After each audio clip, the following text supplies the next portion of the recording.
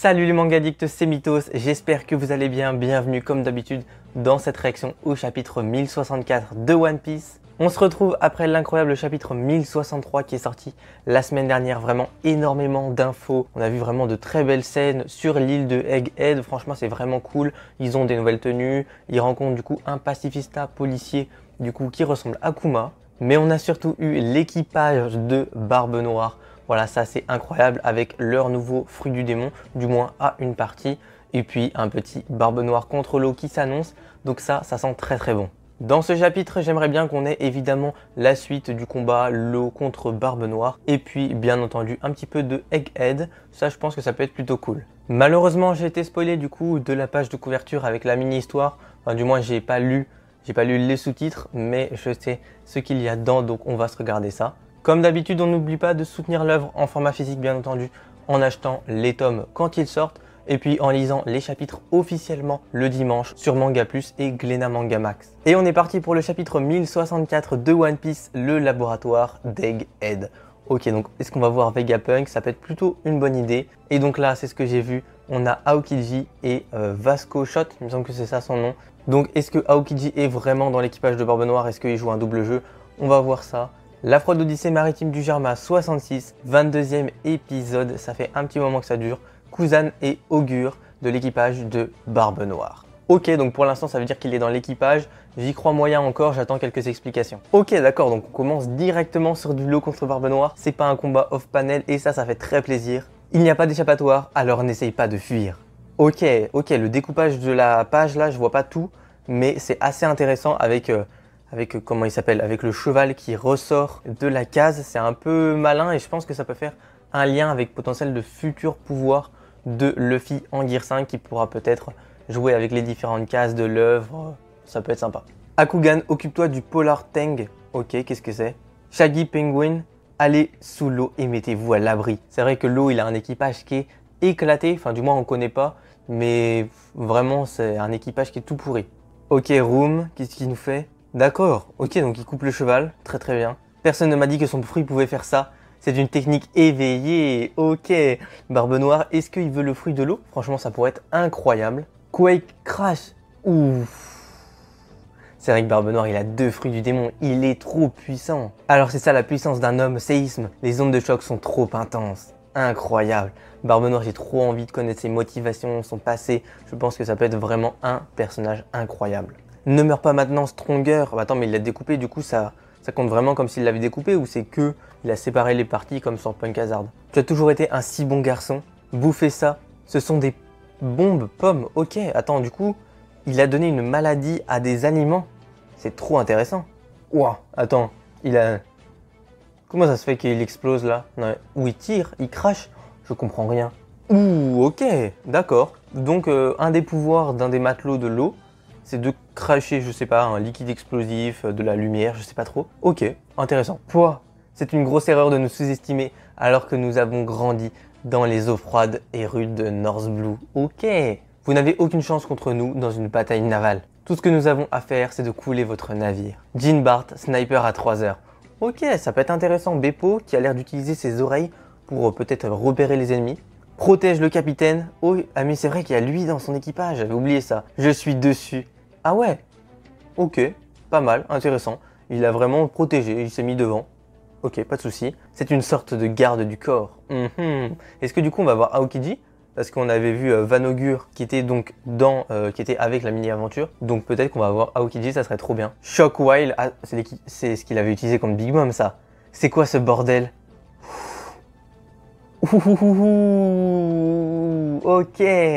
Ok, ça j'aime bien ça. Alors là, franchement, je kiffe bien. Barbe Noire qui s'attendait pas du coup à ce que l'eau soit aussi puissant, mais je pense qu'il a encore 2-3 trucs qui nous réservent. Voilà ce qui arrive quand on fonce dans le tas. Devons-nous retourner au navire, capitaine? Ne sois pas idiot, on finit ce qu'on commence. Ok, donc il s'est vraiment téléporté à côté de Barbe Noire, sans problème. Je suis Barbe Noire. Tous tes commandants ont mangé un fruit du démon. Oh là là, incroyable, Barbe Noire, il a une prestance. Non, c'est trop fou. Ça doit être une sacrée affaire de trimballer autant d'enclumes. C'est pour ça qu'on les appelle les fruits du démon. Cette faiblesse vaut bien la contrepartie. Incroyable, deux personnages.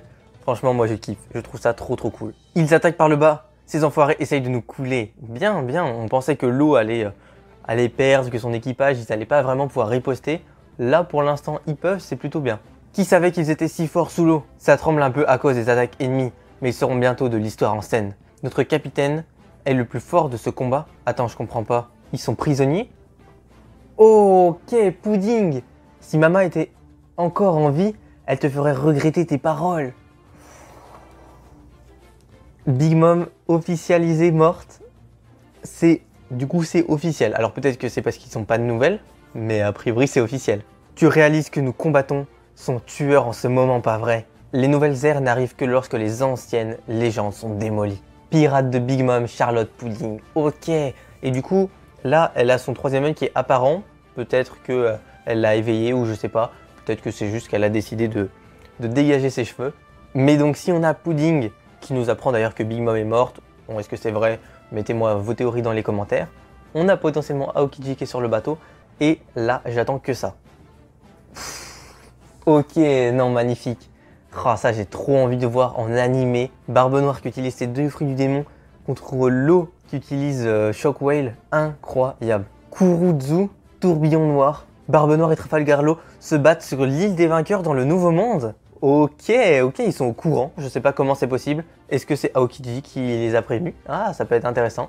Donc nous sommes encore forcés d'attendre. C'est tellement frustrant d'être amiral en chef. Le mec, il sait très bien que s'il y va, il se fait détruire. Vraiment, en même temps contre Barbe Noire et l'eau, même s'ils vont pas s'allier, tu peux rien faire. Concrètement, tu peux rien faire. Pendant ce temps sur Egghead, d'accord, donc on n'aura probablement pas la suite de ce combat. L'île du futur, très beau tout simplement, moi j'aime bien. Waouh, le pacifista s'est arrêté dès que nous avons changé. C'est bien, mais il fallait vraiment que tu me fasses si vieux, Bonnie. D'accord, elle les a modifiés. Et je comprends ce que tu ressens, mais il ne ressemble qu'à ton père. Si on ne peut en éliminer aucun, on aura des problèmes. Trop bien. Luffy âgé de 70 ans, un aperçu d'un avenir possible. Un avenir possible, ça veut pas dire que si un jour on voit Luffy plus vieux, il ressemblera à ça. Voilà, Oda nous avait montré dans des SBS à quoi pouvaient ressembler les différents Mugiwara. Ça serait trop bien qu'on voit un Luffy plutôt âgé vers 40, 50, 70 ans peut-être, on sait pas. Franchement, j'aimerais bien. Et du cœur, Luffy, désolé Bonnie, les pacifistas nous rappellent de mauvais souvenirs, tu m'étonnes. Kuma n'est peut-être plus humain, mais ça rend pas plus facile pour sa fille de se retrouver face à face avec son sosie. Jinbei qui est plutôt stylé, j'aime bien, je le trouve plutôt cool. Et tu peux me remettre comme avant, ok. Rien de personnel Bonnie, mais de ce que je sais, Kuma ne donne pas une bonne image de lui. D'accord, donc là on voit Kuma en tenue de roi. C'est vrai qu'il a l'air un petit peu monstrueux entre guillemets. Il était le roi tyrannique du royaume de Sorbet, intéressant, avant d'être abandonné par le peuple et forcé de devenir un pirate.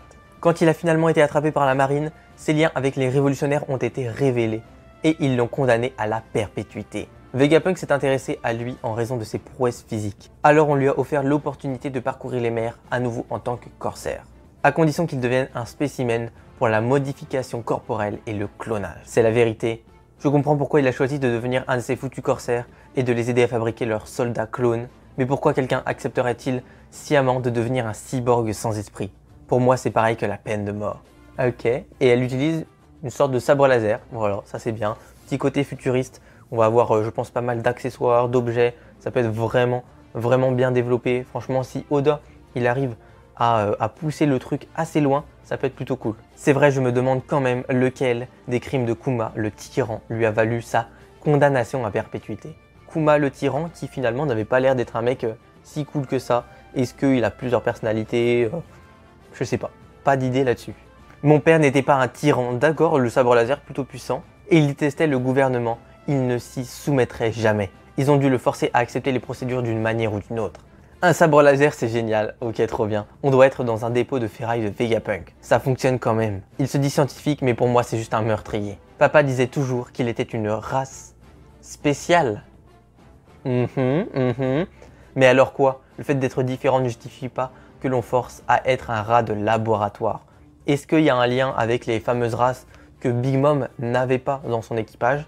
Et il me semble qu'il lui en manquait 3. Il manquait la race de King, ou les géants, et une troisième, on ne sait pas laquelle, potentiellement la race de Kuma, ça serait trop bien. Et ça ne justifie certainement pas de le tuer. Tu l'as dit, une race spéciale. Ok, donc ils ont tous repris sa forme. Le Thousand Sunny, enfin on les revoit, on vole, le robot s'envole dans les airs. Bien sûr, c'est le Vega Force, un après tout. Son dispositif anti-gravité et ses propulseurs lui permettent de soutenir facilement cette propulsion.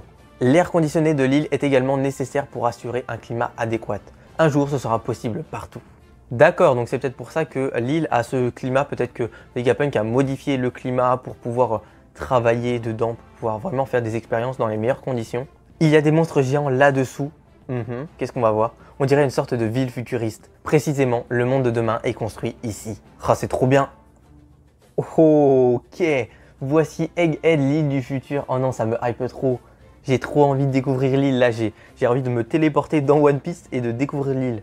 Oh non, c'est trop bien. Et il y a l'air d'avoir de la population. Alors, est-ce que ce sont tous des travailleurs, enfin des employés de Vegapunk, ou est-ce que c'est vraiment des habitants? Le laboratoire de recherche est juste au-dessus des nuages. Ok, incroyable. Et le laboratoire de fabrication est juste en dessous de nous. Nos fabricants et assistants de recherche y résident. J'ai entendu dire que votre capitaine était en bas et faisait du grabuge. D'accord, donc il y a plusieurs couches sur l'île. Du coup, le laboratoire, donc là où on a la première partie des Mugiwara, donc Luffy, Bonnie, Jinbei et Chopper. On a la partie au-dessus, on va dire la partie 0, où on a l'air d'avoir une population, d'avoir un peu plus de vie. Et c'est là où est l'autre partie des Mugiwara. Et on a la partie du dessus où on a vraiment le laboratoire de création, de recherche, où là on est supposé avoir Vegapunk. Vous ne venez pas tous les deux, Zoro, Brook? Non, je vais surveiller le bateau, idem. On ne peut pas faire confiance à cette femme. Ok, bon, Zoro il a quand même dit qu'il voulait voir Vegapunk, mais là il reste sur le bateau, donc pour l'instant c'est une bonne idée parce qu'il risque pas de se perdre, mais il y a bien un moment où il va partir, il va se perdre, on va pas le revoir pendant 10 chapitres, on va le voir tourner en rond, ça c'est du classique. Waouh, c'est comme les nuages solides de Skypiea, ça me ramène vraiment en arrière. C'est ma première fois, qu'est-ce que c'est que ça? Mais oui, c'est vrai que Franky n'était pas là. Vu que nous pouvons contrôler l'atmosphère de l'île et tout, on peut naturellement utiliser la pyroblowine pour coaguler et modifier la densité de la vapeur d'eau, recréant ainsi les nuages insulaires et marins que l'on trouve habituellement sur les îles célestes. Voici l'entrée du laboratoire principal. Waouh, c'est si beau, évidemment Franky, qui lui, je pense que ça va être son arc, il faut vraiment qu'il soit bien développé. Veuillez à vous changer pour porter une tenue appropriée avant d'entrer. Vous pouvez obtenir un costume dans la salle de transformation des vêtements là-bas. Voilà, comme ça ils vont tous avoir leur tenue, ça c'est vraiment cool. Quand vous essayez une paire de chaussures, n'oubliez pas d'utiliser le levier. Elles peuvent s'adapter à n'importe quelle taille de pied. Ça a l'air lourd, ok. Waouh, ces vêtements futuristes sont les meilleurs. Incroyable. Oh, les tenues, elles sont trop bien. Franchement, les tenues, je kiffe. Bon, celle de Franky, pour l'instant, elle est pas folle. Mais franchement, Robin, Nami, voilà, très cool. Usopp aussi, j'aime bien. Et Sanji, qui est toujours un petit peu ce rôle décontracté avec les chemises à fleurs bien colorées, je pense. Mais voilà, ça c'est cool. Mais waouh, Nami, toi et Robin êtes magnifiques. Quel mode avant-gardiste. Tu as l'air très forte là-dedans, Robin. Oui, bah c'est Robin quoi. Et moi, tu as l'air bizarre dans n'importe quoi. Incroyable. Le problème quand on est un génie, c'est qu'on peut aussi voir son propre avenir. De quoi tu parles, Vegapunk? Ok, je pense que je vais bientôt mourir. Ne plaisante pas avec un truc pareil. Attends, je comprends pas. Là, c'est le numéro 1 qui parle, mais c'est le numéro 1 qui dit qu'il va bientôt mourir. Mais le numéro 1, c'est pas censé être le véritable Vegapunk. Ok, dernière case. Je voulais juste que tu saches... Oh non, dragon. Oh la dinguerie. Oh la dinguerie. Pause la semaine prochaine, évidemment. Ça... Oh là là, les théories. Oh là là, les théories. Oh oh oh. Incroyable. Ok, non, c'est trop bien. Là, on a eu un chapitre qui était vraiment cool. Franchement, plein d'informations. Ça avance vraiment sur différentes intrigues. Ça nous tisse de petits trucs très cool. Et avec une fin évidemment incroyable. Non, franchement, j'ai trop kiffé. On a du coup vu, on commence là tout de suite d'un coup avec la mini-aventure. Aokiji qui a rejoint l'équipage de Barbe Noire. Et ça, franchement, c'est très cool. On l'a pas vu dans le chapitre, ce qui me paraît un petit peu bizarre, sachant qu'on a vu Pudding. Ça, on va revenir un petit peu dessus après. Mais voilà, peut-être qu'on le verra un petit peu plus tard. Peut-être que il est parti. Enfin, je sais pas. On verra ça. En tout cas, on commence directement la suite du combat. L'eau contre Barbe Noire, ça se bat. Franchement, le découpage des cases et des pages est vraiment très cool. Franchement, j'ai kiffé. Le combat est top. L'équipage de l'eau qui arrive plutôt bien à riposter, à s'occuper des autres ennemis. On découvre un petit peu les pouvoirs de cet équipage, même si je pense que sur la durée ils vont pas faire long feu. Franchement plutôt sympa, on a quand même l'eau contre Barbe Noire, ça je trouve ça trop cool, l'eau qui utilise son pouvoir qui est du coup éveillé.